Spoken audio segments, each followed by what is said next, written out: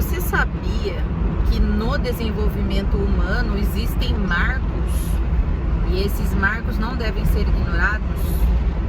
Olha, aproximadamente uma criança de 1 aninho precisa falar de 5 a 10 palavras no mínimo, mesmo que sejam curtinhas, mamãe, papai. E até os 2 anos de idade, agora com nosso novo estilo de vida, os atrasos vêm se ampliando, eles vêm se evidenciando cada vez mais, ano após ano. E aí o novo normal é que entre os 2 até 3 aninhos, a criança fale no mínimo 200 palavras, entre 100 e 200 palavras. E pequenas frases, cadê a mamãe, quero água.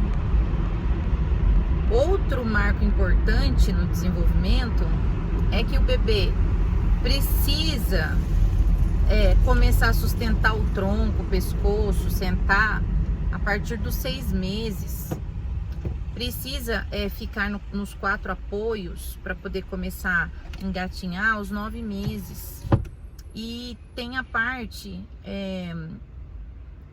de começar a dar os primeiros passos, que o ideal seria ali entre os 9 meses, 1 ano e 2 meses, pelo menos começar, né? Ficar em pezinho, segurando em alguma coisa, começar a arriscar os primeiros passos segurando.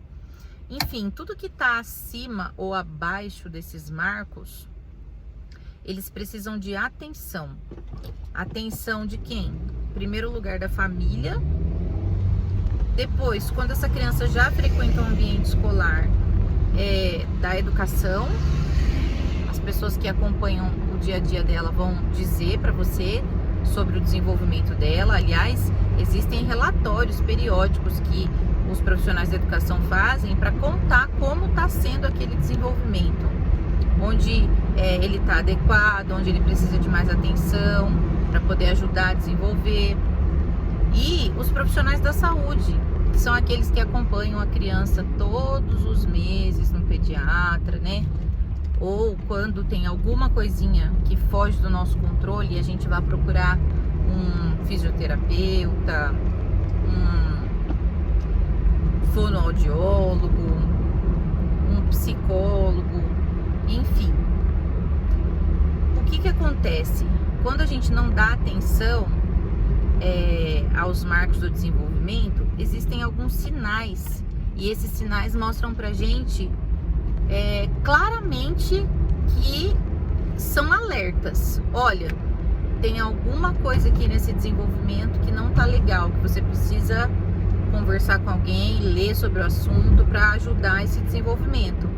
Por exemplo, distúrbio de sono, uma criança que nunca dorme, ela tem uma irritação muito grande por não dormir, é uma criança que é muito ativa, além da conta, e aquela irritação de choro constante, chora, não dorme, é um alerta. Uma criança que dorme demais também é distúrbio de sono. Você passa a noite toda dormindo, depois no dia seguinte você limpa a sua casa toda e a criança não dá um pingo de trabalho. Tem alguma coisa diferente nesse desenvolvimento. Uma criança boazinha demais. Distúrbios alimentares, a criança que tem muita dificuldade com a pega no peito, depois com a aceitação da mamadeira, depois com a aceitação das texturas dos alimentos na boca. Um pouco de rejeição é normal. Agora, a rejeição total precisa de atenção. Outra também, que também é distúrbio alimentar, é uma criança que come, mama, e não tem um time de saciedade. É um baita de um alerta pra gente observar. Uma criança muito irritada, que chora demais, que nada consola, que estranha todos as pessoas, só aceita um cuidador, que no caso, na maioria das vezes, é a mãe. Também é um alerta. Olha, existem milhões de informações hoje em dia na internet, gratuitamente. Existem muita fake news, muita informação que não agrega, sim, mas existe muita informação boa. Eu sigo canais de pessoas que têm mestrado, doutorado, pós-doc, e elas são especialistas nessa área de desenvolvimento. E elas têm, tanto no YouTube quanto no Instagram, canais ali de extrema informação, de extremo conhecimento, que vai te ajudar muito nessas questões. Eu acho que o tempo que a gente passa rolando o feed, vendo coisas que não vão ajudar em nada a nossa vida, a gente pode ver as informações e o conteúdo dessas pessoas que têm muito a contribuir com a nossa qualidade de vida. Você percebendo que tem alguma coisa de errado, procurando um especialista, o principal especialista que você vai procurar na primeira infância é o pediatra que acompanha essa criança. Se o pediatra validar aquilo que você está dizendo, ele deu atenção àquelas informações e te ajudou, te encaminhou de alguma forma para algum outro especialista, ok. Se ele não validou as suas informações, não, isso, distúrbio de sono, você dá um chazinho. Você que não está sabendo arrumar a rotina da criança. Se a criança não está conseguindo fazer a introdução alimentar, a culpa é da mãe, é da escola. Se for esse o caso, procura outro especialista, pede um encaminhamento para passar no neurologista. No caso dos bebês é um neuropediatra, né? Mas não deixa de procurar ajuda. Do 0 aos 3 é onde a gente chama de diagnóstico precoce.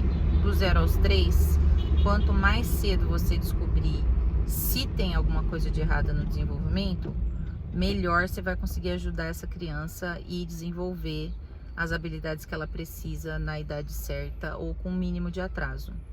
Agora, se a gente finge que não é nada, que não tem problema, isso vai se estendendo e vai ficando cada vez mais difícil de resolver.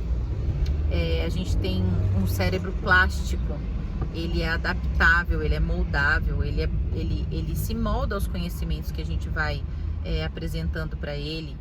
Então, do 0 aos 6 anos é o maior período de neuroplasticidade que o ser humano tem.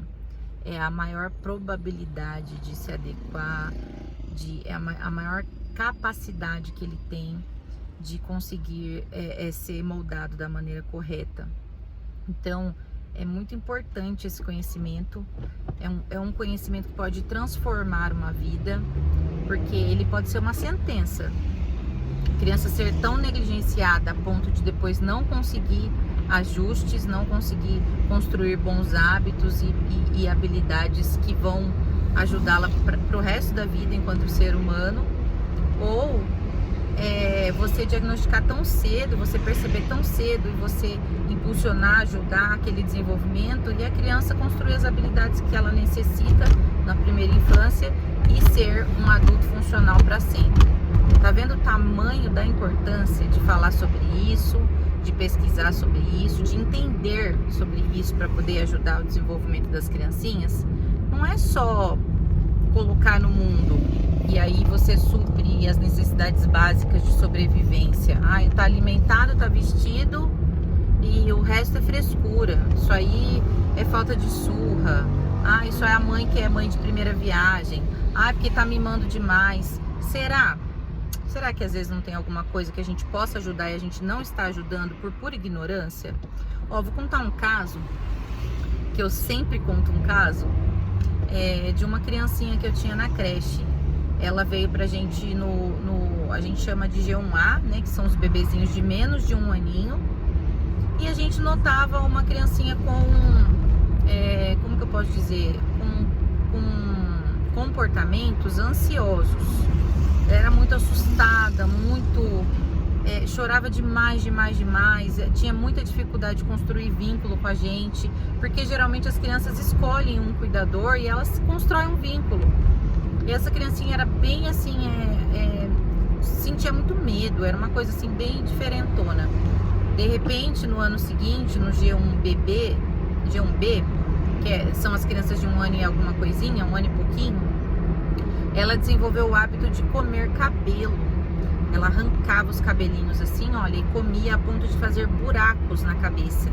Ela tinha vários buracos, a mãe ajeitava o cabelinho dela assim para poder dar uma amenizada, né? Mas ela comia cabelo constantemente. E a gente tentou tudo que vocês puderem imaginar. Muito carinho, muita atenção, muita conversa, mostrar na bonequinha que não podia. Ela chegava a comer até os cabelos das bonecas. Então, era uma situação de ansiedade grave que já se perdurava. Quando chegou no G2, que a criança já tem 2 aninhos, até 3, houve um episódio em que a criança acabou tendo um desarranjo e a gente percebeu sangue nas fezes. E aí a gente ficou muito preocupado com aquela situação dela comer cabelo e acontecer isso do sangue.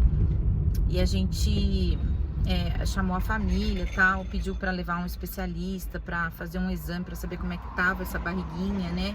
Se aquela ansiedade dela e aquele hábito de comer cabelos não tinha prejudicado alguma coisa. Enfim, a família não soube entender nossa preocupação, ficou muito brava e a família não aceitava o fato desse comportamento ser uma ansiedade que não é comum, né, nessa idade de bebezinho. E eu sei dizer que a criança saiu da escola, né, parou de frequentar a escola e eu não sei como ela está hoje. Mas o principal caminho ali seria a família acatar as nossas informações, a nossa preocupação e procurar especialistas que dissessem o porquê que aquele bebê tão pequeno tinha esse hábito construído já. Porque se é uma coisa passageira, igual eles relataram pra gente, que os especialistas que eles procuraram, que eram bons especialistas inclusive, eles falaram que ele disse que era uma fase. Mas como que uma fase pode durar 2 anos? Isso já é um hábito construído. E você não precisa estudar muito para saber que 2 anos já não é uma fase, que é um hábito. E aí, como que você aceita uma devolutiva de um especialista de um bebê tão pequeno e não toma outra atitude? Ou você acha que a escola está contra você, falando mal do seu filho, ou sei lá, querendo denegrir sua imagem, a imagem da sua família? Muito pelo contrário. O que a gente quer é que a criança tenha a oportunidade de se desenvolver de forma plena. Se caso ela está enfrentando algo no corpinho dela, na parte fisiológica dela, que a gente não tem acesso, a gente precisa da ajuda de alguém que seja especialista da área da saúde. Não vai ser a família nem a educação que vai conseguir ajudar. E quando a educação chama a família para conversar, é para a gente unir forças para achar caminhos de ajudar o desenvolvimento daquele ser humano. É isso. Então, fiquem de olho aos marcos do desenvolvimento, aos sinais que as nossas crianças apresentam. E quando a gente está com muito consumo de açúcar e você percebe um tártaro no dente de um bebê, muito rapidamente a gente vai ao dentista para corrigir isso. Quando uma criança vai fazer os exames de rotina, que você percebe que tem vitamina baixa, rapidamente você procura um especialista, um nutrólogo, alguém que vá receitar ali suplementos, que vá controlar essa ingestão de vitaminas para você conseguir deixar a criança saudável. E aí no comportamento a gente ignora completamente e finge que aquilo é normal. A gente acha que aquilo é aceitável e a gente não ajuda a nossa criança. Eu acho que é uma dica importante que serve para muitas famílias para conseguir trazer um desenvolvimento de qualidade e permitir que a criança alcance o máximo da sua potencialidade. Porque a gente pode lapidar esse desenvolvimento e fazer com que a criança evolua cada vez mais, ou a gente pode deixá-la por conta própria, e aí a gente sabe que a criança poderia alcançar muito mais, mas nós não fomos suporte para ela, certo? Fica aí então mais uma reflexão bem explicada, bem detalhada da professora Lenita, e um beijo.